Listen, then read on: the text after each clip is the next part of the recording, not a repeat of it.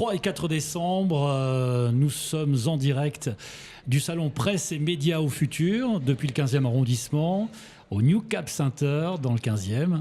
Et j'ai le plaisir d'accueillir Laurent Marie. Bonjour. Bonjour.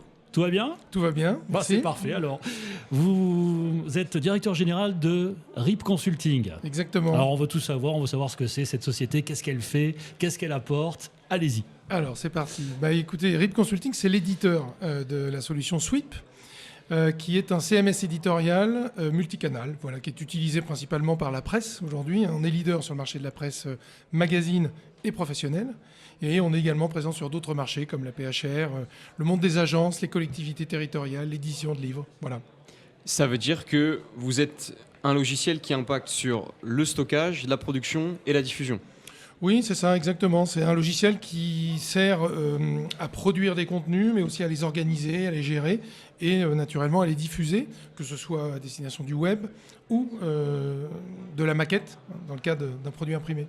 La première chose à laquelle on pense quand on imagine le volume ou tout du moins la taille que ça représente c'est le stockage et puis ensuite indirectement l'intelligence artificielle qui va venir aider sur ces points-là.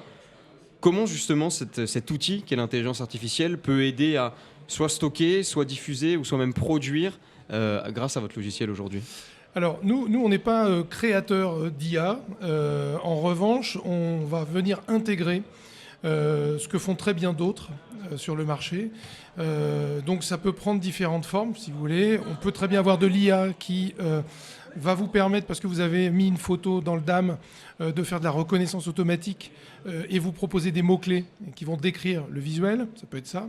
Mais ça peut être aussi ce qu'on a montré dans l'atelier aujourd'hui, qui était l'usage de l'IA au service de la rédaction. C'est apporter des services connexes, comme par exemple faire de la détection de plagiat, aider à la correction orthographique et grammaticale, apporter des mots-clés qui vont servir à la fois au documentaire mais au SEO, et tout un tas d'autres choses vraiment autour du texte. Alors, quelles sont les innovations de votre société présentes sur ce salon ? Qu'est-ce que vous proposez ? Qu'est-ce que vous mettez en avant ? Alors, ce qu'on met en avant, c'est peut-être pas très original cette année, c'est de l'IA. Mais surtout, alors ça fait maintenant 2 ans qu'on a commencé à intégrer en fait différentes IA dans Sweep.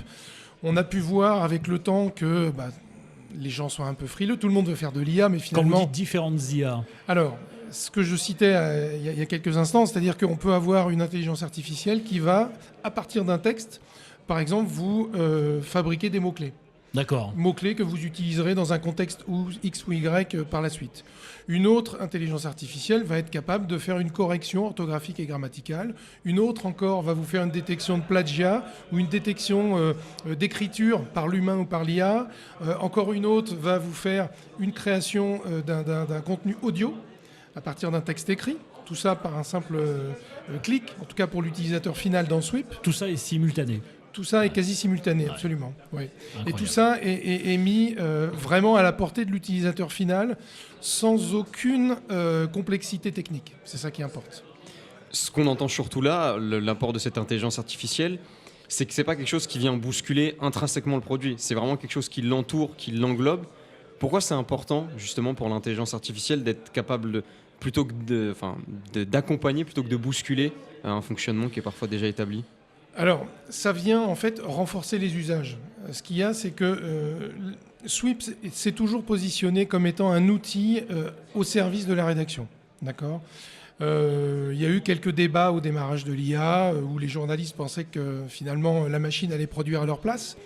Or, aujourd'hui, on se rend compte que alors ça peut être ça, mais en tout cas, c'est pas notre propos. Notre propos, c'est d'apporter en fait des IA qui vont être complémentaires du processus de création éditoriale que seul le journaliste peut avoir.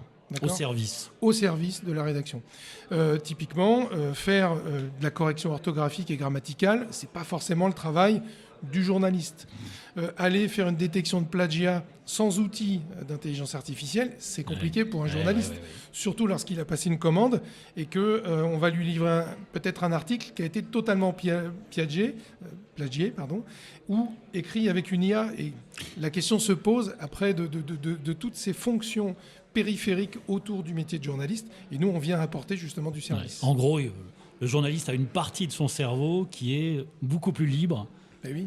beaucoup plus soulagé. Ben, on le libère sur l'essence C'est même ça. de son métier. Exactement. Oui. Donc c'est quand même une vraie plus-value. Oui, Ça qui est génial.